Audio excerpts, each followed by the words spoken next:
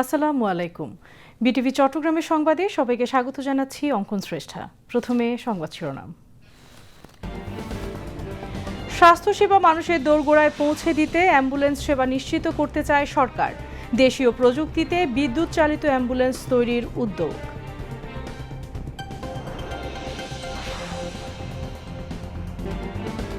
পরিবেশ রক্ষা, জলবায়ু পরিবর্তনের প্রভাব মোকাবেলা ও নতুন প্রজন্মের জন্য নিরাপদ পৃথিবী গড়তে বৃক্ষরোপণে অগ্রাধিকারের গুরুত্বারোপ প্রধানমন্ত্রী তারেক রহমানের।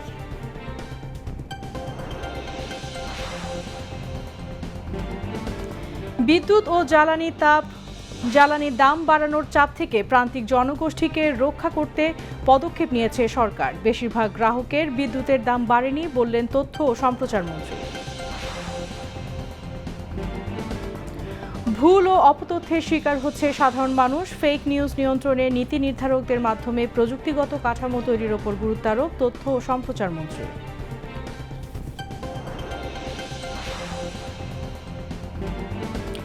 এডিস মশার বিস্তার নিয়ন্ত্রণে ৩ মাসব্যাপী সমন্বিত কর্মসূচির উদ্বোধন। নিয়মিত মোবাইল কোর্ট পরিচালনা করা হবে জানালেন স্বাস্থ্যমন্ত্রী।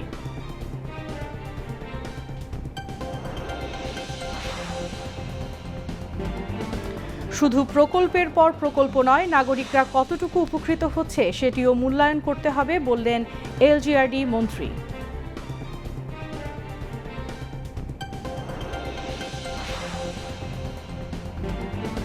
ইরানে আবারও যুক্তরাষ্ট্রের হামলা, জবাবে কুয়েত ও বাহরাইনের মার্কিন ঘাঁটিতে পাল্টা হামলা আইআরজিসির।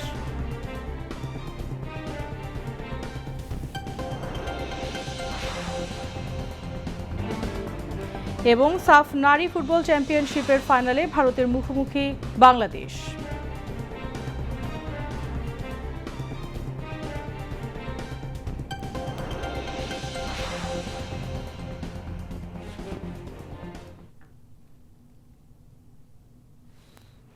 এতক্ষণ সংবাদ শিরোনাম শুনলেন, এবার বিস্তারিত।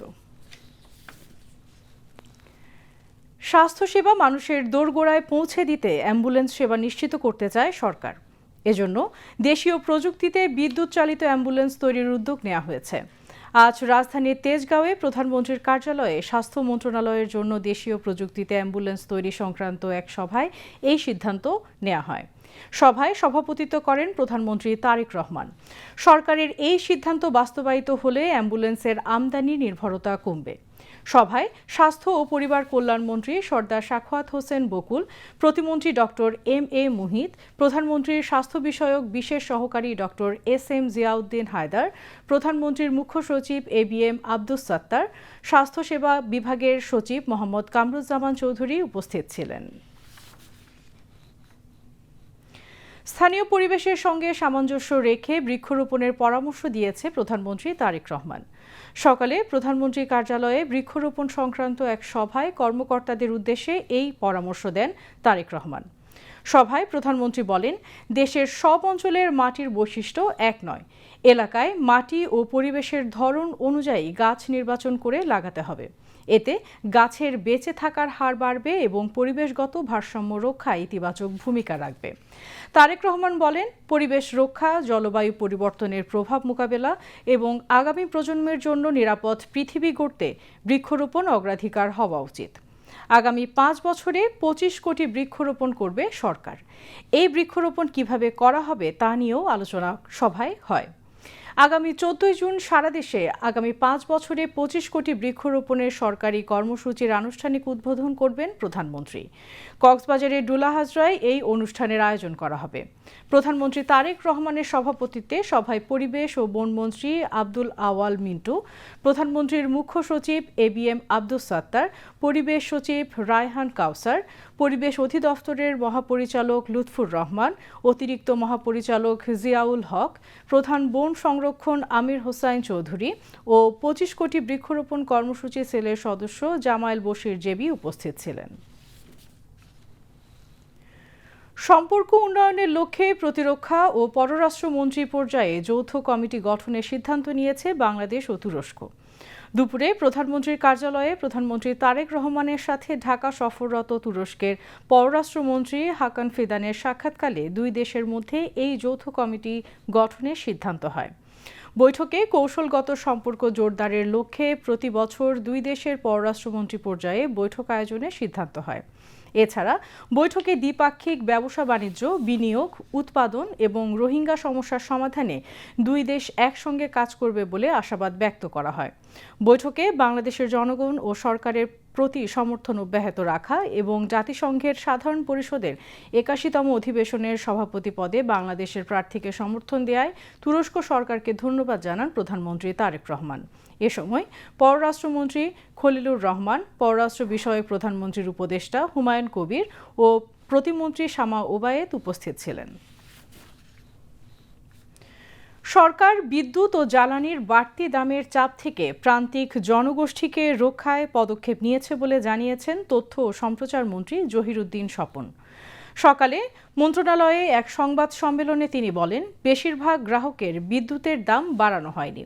এদিকে প্রধানমন্ত্রীর তথ্য উপদেষ্টা ডাক্তার জাহিদুর রহমান বলেছেন, বিরোধী দল ভুল তথ্যের ভিত্তিতে আন্দোলন করছে। ইকবাল ফরহাদের রিপোর্ট। সচিবালয়ে তথ্য অধিদপ্তরের মিডিয়া সেন্টারে বিদ্যুৎ ও জ্বালানি বিষয়ে জরুরি সংবাদ সম্মেলন। দাম বাড়ানোর প্রেক্ষাপট তুলে ধরে জানানো হয়, রুটিনের অংশ হিসেবেই দাম সমন্বয় করার বিষয় ছিল। এর সঙ্গে যোগ হয়েছে বৈশ্বিক পরিস্থিতি। এতে করে দাম বাড়াতে হয়েছে সরকারকে। তবে কম আয়ের মানুষদের সুরক্ষা দিতে ৭৫ ইউনিট পর্যন্ত বিদ্যুৎ ব্যবহারকারীদের দাম বাড়ানো হয়নি। একই সঙ্গে ডিজেলের দামও বাড়ানো হয়নি, যার ফলে বাস ও ট্রাকের পরিবহনে প্রভাব পড়বে না। এটা দুটো ভাগে ভাগ করে বিল নির্ধারণ করা হয়। একটা 50-এর নিচে যারা থাকেন তাদের জন্য একটা মূল্য স্তর, আর যারা 75-এ যান তাদের জন্য একটা মূল্য স্তর, এবং আমরা বলতে পারি এটা খুবই কম মূল্যে বিদ্যুৎটা দেওয়া হয়। এবং 50 পর্যন্ত যা আছে এটাকে আমরা লাইফলাইন গ্রাহকই বলি, যারা একটা ফ্যান দুটো লাইট বা একটা ফ্যান দুটো লাইট এরকম ব্যবহার করেন, খুবই নমিনাল, তাদের বিদ্যুতের মূল্য বাড়ানো হয়নি। এবং এই গ্রাহকের সংখ্যা হচ্ছে 65%। ইম্প্যাক্ট সবচেয়ে বেশি সাধারণ মানুষের উপরে পড়ে ডিজেলের কারণে। আপনারা জানেন সেটা হচ্ছে বড় বড় পরিবহন বাসগুলো, যেগুলোতে আমরা সাধারণ মানুষরা চলাফেরা করি শহর এলাকায় বা আন্তর জেলা যেসব বাস আছে, এবং ট্রাক, পণ্য পরিবহনের সাথে যুক্ত যে ট্রাকগুলো আছে সেগুলো ডিজেলে চলাচল করে। সো ডিজেলের মূল্য বৃদ্ধি হয়নি। সরকার এখানে নিজের থেকে আপিল করে সেই অথরিটির কাছ থেকে বিদ্যুৎ ব্যবহারকারীদের মধ্যে শতকরা 65% আমরা বের করে নিয়ে আসছি, যাতে মূল্য বৃদ্ধির চাপ থেকে এই 65% আমরা কিন্তু বের করে নিয়ে আসছি। এবং এরা সবাই কিন্তু প্রান্তিক জনগোষ্ঠী, নিচের থেকে 65% কিন্তু নট উপরতলাতে সবাই অকটেন ব্যবহার করে, জেট ফুয়েল ব্যবহার করে। এই প্যারামিটারটা আপনারা নিশ্চয়ই একটু খেয়াল করবেন। ঈদের ছুটিতে গ্রামাঞ্চলে লোডশেডিং যথাযথ ছিল কিনা সে বিষয়ে খোঁজখবর নেয়ার কথা জানান তথ্য উপদেষ্টা। বিরোধী দল ভুল তথ্য দিচ্ছে বলেও জানান তিনি। বিরোধী দল তারা যেভাবে এই ব্যাপারগুলোকে জনগণের সামনে আনছে, এর মধ্যে ভুল তথ্য আছে, এবং আমরা বিশ্বাস করি জনগণ, আমরা এই সরকারের জায়গা থেকে তাদের কথা যেভাবে ভাবছি সেটা তারা অনুধাবন করতে পারে। সংবাদ সম্মেলনে জানানো হয়, দাম বাড়ানোর পরও সরকারকে জ্বালানি খাতে ৪১,০০০ কোটি টাকা ভর্তুকি দিতে হবে। বিগত আওয়ামী লীগ সরকারের জ্বালানি নীতির সমালোচনা করে তথ্যমন্ত্রী বলেন, আমদানি নির্ভরতা কমিয়ে জ্বালানি অনুসন্ধান ও উত্তোলনের নীতি চালু রাখলে এখন ধকলটা কম লাগত। অলিগার্কদের দৌরাত্ম্য কমিয়ে জ্বালানি খাতে সুশাসন ফিরিয়ে আনার কাজ এগিয়ে চলছে বলেও জানান তিনি। Iqbal Farhad, BTV news, Dhaka. সাধারণ মানুষ ভুল তথ্য অপতথ্যের শিকার হচ্ছে উল্লেখ করে তথ্য ও সম্প্রচার মন্ত্রী জহিরুদ্দিন স্বপন বলেছেন, নীতি নির্ধারকদের মাধ্যমে প্রযুক্তিগত কাঠামো তৈরি করা গেলে ফেক নিউজ নিয়ন্ত্রণ করা সম্ভব। আজ রাজধানীর ইঞ্জিনিয়ারিং ইনস্টিটিউশন মিলনায়তনের কাউন্সিল হলে জাতীয়তাবাদী আইসিটি ফোরাম NICTF আয়োজিত গোলটেবিল বৈঠকে তিনি একথা বলেন। বৈঠকে বাংলাদেশে ভুয়া খবর মোকাবেলায় নীতি, প্রযুক্তি ও জবাবদিহিতা শীর্ষক গোলটেবিল বৈঠকে মূল প্রবন্ধ উপস্থাপন করেন জাতীয়তাবাদী আইসিটি ফোরামের ভাইস প্রেসিডেন্ট ইমতিয়াজ মির্জা। বিএনপির তথ্য, যোগাযোগ ও প্রযুক্তি বিষয়ক সম্পাদক AKM ওয়াহিদুজ্জামানের সঞ্চালনায় অন্যান্যের মধ্যে সাবেক সংসদ সদস্য প্রকৌশলী শাহরিন ইসলাম তুহিন এবং রাজুকের চেয়ারম্যান ও IEBর সভাপতি প্রকৌশলী রিয়াজুল ইসলাম বক্তব্য রাখেন। বাংলাদেশে ই-সেফটি নেটওয়ার্ককে নিশ্চিত করতে সকলের প্রতি আহ্বান জানান তথ্য ও সম্প্রচার মন্ত্রী। বাংলাদেশের সমস্ত ধরনের ডিজিটাল হ্যাজার্ড এবং বাংলাদেশে সমস্ত ধরনের সেফটি নেটওয়ার্ককে নিশ্চিত করার জন্য যা যা করা দরকার, ডিজিটাল হ্যাজার্ডকে মোকাবেলা করে সেফটি নেটওয়ার্ককে কনফার্ম করতে হবে। আমি ন্যাশনালিস্ট আইসিটি ফোরামের কাছে আহ্বান রাখছি, আপনারা যত দ্রুত সম্ভব আপনারা আমাদেরকে সেফটি নেটওয়ার্কের জন্য একটা খসড়া ন্যাশনাল অ্যাকশন প্ল্যান, জাতীয় কর্ম পরিকল্পনা তথ্য মন্ত্রণালয়ে পেশ করেন। ডেঙ্গু প্রতিরোধে 2 থেকে 3 দিন পর পর মোবাইল কোর্ট পরিচালনা করা হবে বলে জানিয়েছেন স্বাস্থ্য ও পরিবার কল্যাণ মন্ত্রী সরদার মোহাম্মদ সাখাওয়াত হোসেন। তিনি বলেন, ডেঙ্গু মশার লার্ভা যে প্রতিষ্ঠানে পাওয়া যাবে সেখানকার সংশ্লিষ্টদের জরিমানা করা হবে। ডেঙ্গু প্রতিরোধে 2 থেকে 3 দিন পর পর মোবাইল কোর্ট পরিচালনা করা হবে। সকালে ধানমন্ডির রবীন্দ্র সরোবরে ডেঙ্গু প্রতিরোধে বিশেষ অভিযানের উদ্বোধনী অনুষ্ঠানে তিনি এই কথা বলেন। অনুষ্ঠানে ঢাকা দক্ষিণ সিটি কর্পোরেশনের প্রশাসক আব্দুল সালাম ডেঙ্গু প্রতিরোধে জনগণকে আরও সচেতন হওয়ার আহ্বান জানান।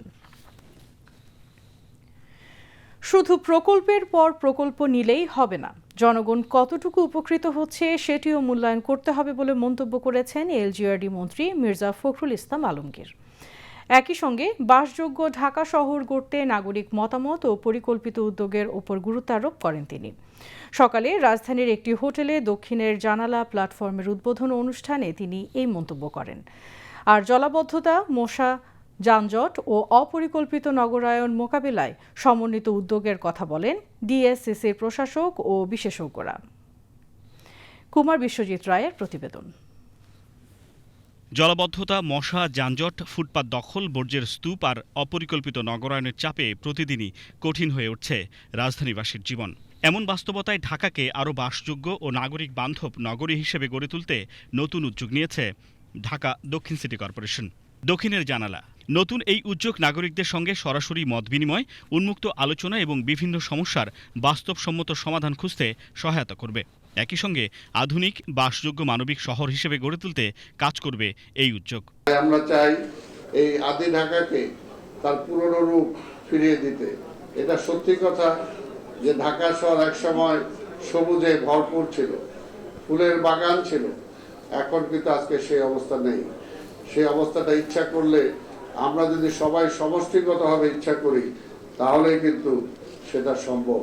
নতুন এই উদ্যোগের উদ্বোধন করেন স্থানীয় সরকার, পল্লী উন্নয়ন ও সমবায় মন্ত্রী মির্জা ফখরুল ইসলাম আলমগীর। এ সময় তিনি বলেন, শুধু প্রকল্পের পর প্রকল্প নিলেই হবে না, নাগরিকরা কতটুকু উপকৃত হচ্ছে সেটিও দেখতে হবে। পাশাপাশি বাসযোগ্য ঢাকা গড়তে পরিকল্পনা মাফিক উদ্যোগ নিতে হবে।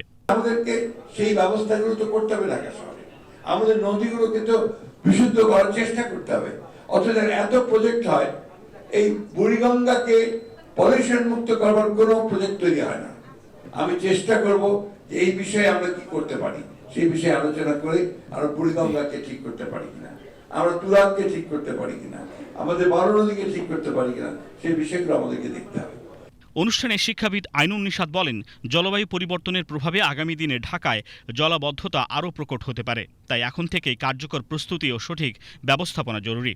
এই বছর এখন ভয় হচ্ছে একটু বেশি বৃষ্টি হতে পারে, গভীর নিম্নচাপ সৃষ্টি হতে পারে। যখনই নিম্নচাপ হবে তখন অতিরিক্ত বৃষ্টি হবে এবং পুরনো ঢাকা পানিতে ডুবে যাবে। পরে ঢাকা দক্ষিণের জলাবদ্ধতা, বাস্তবতা ও করণীয় শীর্ষক একটি সেমিনার অনুষ্ঠিত হয়। সেমিনারে নগরীর দীর্ঘদিনের সমস্যা ও সমাধানের নানা দিক তুলে ধরেন বিশেষজ্ঞ ও সংশ্লিষ্টরা। কুমার বিশ্বজিৎ রায়, বিটিভি নিউজ, ঢাকা। শহীদ প্রেসিডেন্ট জিয়াউর রহমানের ৪৫তম শাহাদাত বার্ষিকী উপলক্ষে চট্টগ্রামের হাটহাজারী পৌরসভা, বিএনপি ও অঙ্গ সংগঠনের উদ্যোগে বাংলাদেশের স্বাধীনতা ও জিয়াউর রহমানের অবদান শীর্ষক এক আলোচনা সভা অনুষ্ঠিত হয়। স্থানীয় একটি কমিউনিটি সেন্টারে আলোচনা সভায় প্রধান অতিথি ছিলেন ভূমি ও পার্বত্য চট্টগ্রাম বিষয়ক প্রতিমন্ত্রী ব্যারিস্টার মীর মোহাম্মদ হেলাল উদ্দিন। প্রতিমন্ত্রী বলেন, দেশে বহুদলীয় গণতন্ত্র প্রবর্তন এবং উন্নয়নের মাধ্যমে জাতির কাঙ্ক্ষিত স্বপ্ন পূরণের পথে যাত্রা শুরু করেছিলেন শহীদ প্রেসিডেন্ট জিয়াউর রহমান। হাটহাজারী পৌর বিএনপির আহ্বায়ক মোহাম্মদ জাকির হোসেনের সভাপতিত্বে অন্যান্যের মধ্যে চট্টগ্রাম বিশ্ববিদ্যালয়ের ব্যবসা প্রশাসন বিভাগের dean professor Saleha Zahur, fisheries বিভাগের chairman professor doctor Ashraful Azam Khan, উপজেলা বিএনপির আহ্বায়ক নূর মোহাম্মদ, সদস্য সচিব গিয়াস উদ্দিন সহ দলীয় নেতৃবৃন্দ বক্তব্য রাখেন। এবার আন্তর্জাতিক সংবাদ।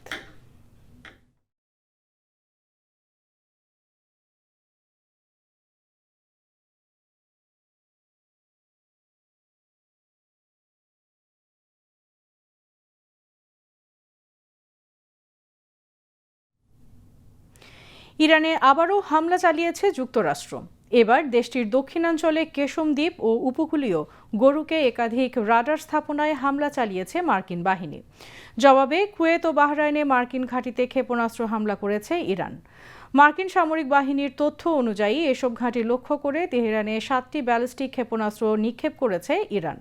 এর মধ্যে 6টি সফলভাবে প্রতিহত করা হয়েছে এবং অপর ক্ষেপণাস্ত্রটি নির্ধারিত লক্ষ্যবস্তুতে পৌঁছাতে ব্যর্থ হয়েছে।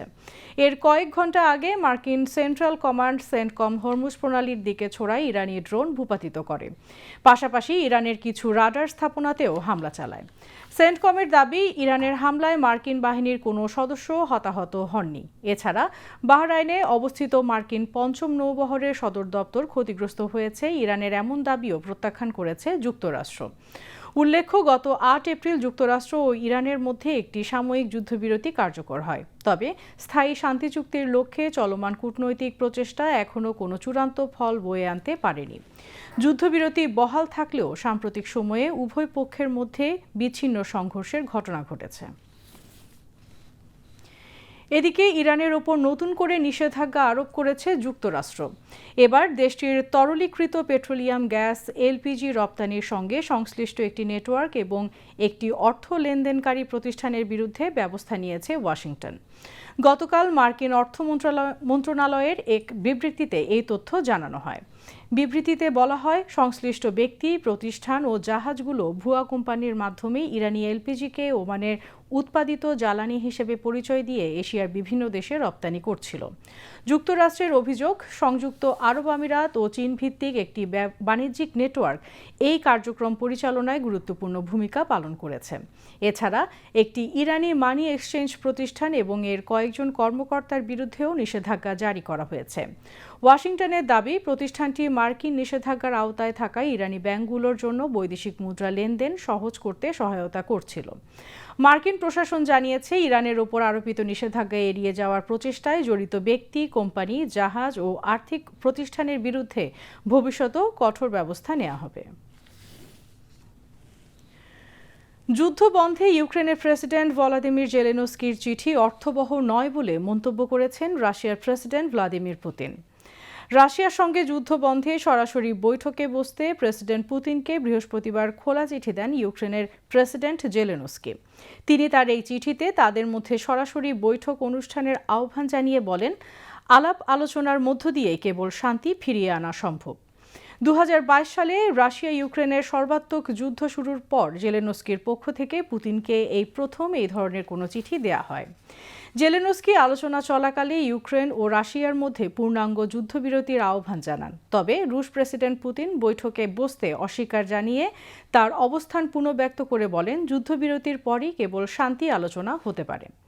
শুক্রবার সেন্ট পিটার্সবার্গে রাশিয়ার বার্ষিক অর্থনৈতিক ফোরামে রুশ প্রেসিডেন্ট পুতিন জানান, এই ধরনের চিঠির কোনো গুরুত্ব ঠিক এই মুহূর্তে নেই। প্রেসিডেন্ট পুতিনের বক্তব্যের জবাবে প্রেসিডেন্ট জেলেনস্কি বলেন, রাশিয়া আবারও যুদ্ধের পথে হাঁটছে। এদিকে আজভ সাগরে 2টি জাহাজে ইউক্রেনের ড্রোন হামলার কথা স্বীকার করেছে আজারবাইজান।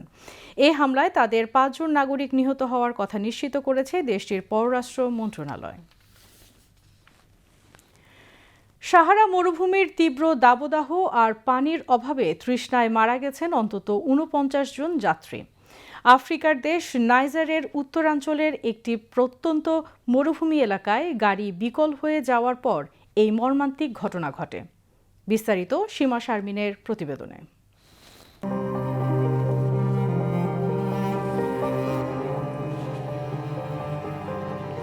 ওপরে আগুন ঢালা রোদ, নিচে পুড়ে যাওয়া বালি। নাইজারের আগাদেশ প্রদেশের প্রত্যন্ত মরুভূমিতে ট্রাকটা থেমে গিয়েছিল হঠাৎ। ভেতরে 49 জন যাত্রী। আসামাকা আর মাত্র 80 কিলোমিটার, এক বেলার পথ। কিন্তু সে পথ পাড়ি দিয়ে যাত্রীরা পৌঁছতে পারল না নিজ গন্তব্যে। গাড়ি বিকল হওয়ার পর চালক, তার সহকারী আর যাত্রীরা মিলে কয়েকদিন ধরে মেরামতের চেষ্টা চালিয়েছিল। বাঁচার জন্য মানুষ শেষ পর্যন্ত লড়ে, কিন্তু ওদের সাথে লড়েছিল প্রচণ্ড তৃষ্ণাও।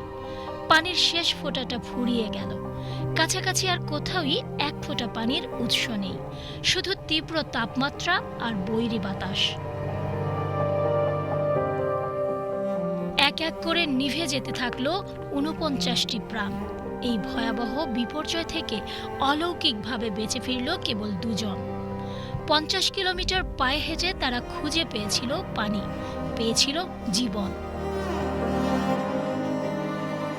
উদ্ধারকারীরা যখন পৌঁছলো তখন মরুভূমি নিস্তব্ধ, পড়ে আছে কেবল নিথর দেহ, যেন বাড়ি ফেরার অপেক্ষায় থাকা ৪৯টি অসমাপ্ত গল্প। মৃত্যুর নির্মমতা থেকে যে 2 জন বেঁচে ফিরেছে তাদের চোখে এখনো ৪৯ জোড়া চোখ তাকিয়ে থাকে, যারা শেষ পর্যন্ত চেষ্টা করেছিল, কিন্তু মরুভূমি ওদের কথা শোনেনি। আজ আসামাকার আকাশে রাত নামলে ৪৯টি তারা বেশি জ্বলে, যেন তারা বলে, আমরা এসেছিলাম, আমাদের শুধু একটু পানির দরকার ছিল। সীমা শারমিন, বিটিভি নিউজ। আবারও দেশের খবর। এবার সংবাদের সত্যতা যাচাই ভিত্তিক পরিবেশনা, ফ্যাক্ট চেক, সত্য জানুন।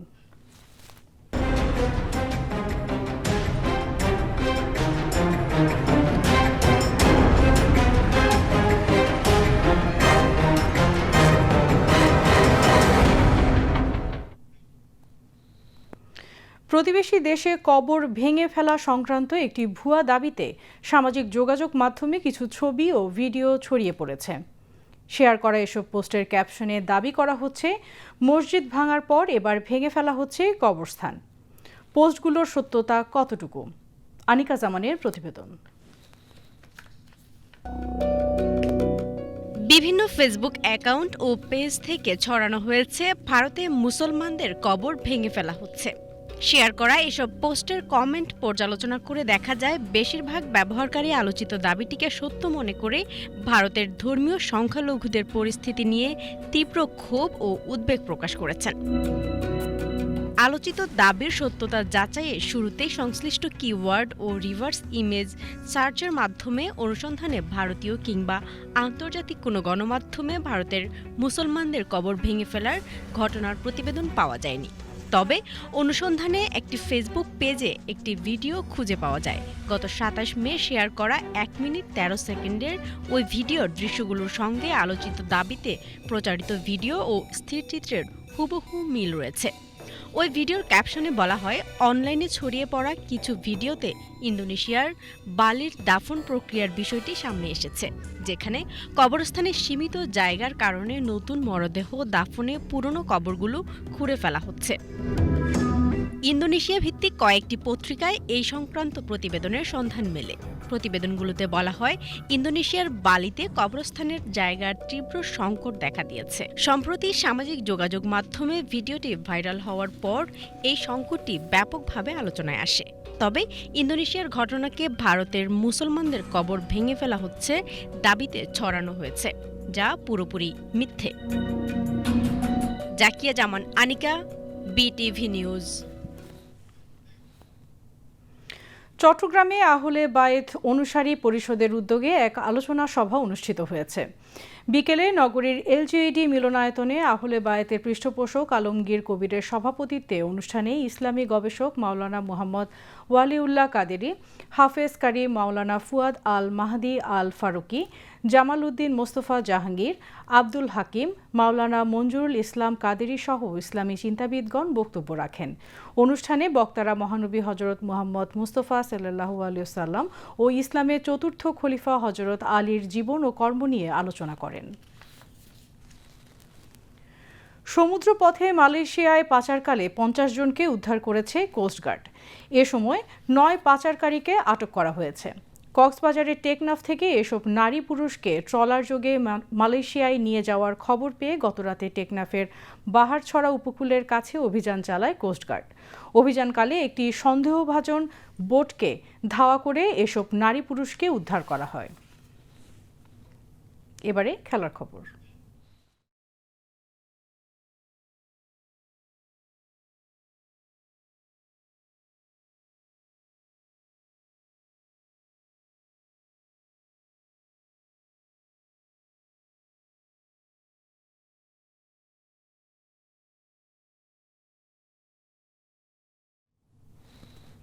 ফুটবল। সাফ নারী ফুটবল চ্যাম্পিয়নশিপের হ্যাট্রিক শিরোপা জয়ের লক্ষ্য নিয়ে ফাইনালে স্বাগতিক ভারতের মুখোমুখি হয়েছে বাংলাদেশ। গোয়ার মারগাঁওয়ের জওহরলাল নেহেরু স্টেডিয়ামে বাংলাদেশ সময় সন্ধ্যা 7টায় ম্যাচটি শুরু হয়। 2022 ও 24 সালে সর্বশেষ দুই আসরেই দক্ষিণ এশিয়ার সেরা মুকুট মাথায় পড়েছিল বাংলাদেশ, আর ভারত সর্বশেষ নারী সাফের শিরোপা জিতে 2019 সালে। তবে এবার খেলাটি ভারতের মাটিতে, কিন্তু ভারতের বিপক্ষে ফাইনাল ম্যাচে কোনো চাপ নিতে চান না বলে জানান বাংলাদেশ অধিনায়ক মারিয়া মান্দা। অপরদিকে বাংলাদেশ দলের কোচ পিটার বাটলারের ভাষ্য, সুন্দর ফুটবল নয়, আসল লক্ষ্য শিরোপা জয়। এখন দেখার বিষয় আজকের হাই ভোল্টেজ ফাইনালে চিরপ্রতিদ্বন্দ্বী ভারতকে হারিয়ে মারিয়া মান্দার বাংলাদেশ ফুটবল ইতিহাসে হ্যাট্রিক জয়ের নতুন রেকর্ড গড়তে পারে কিনা। এবারে আবহাওয়ার খবর।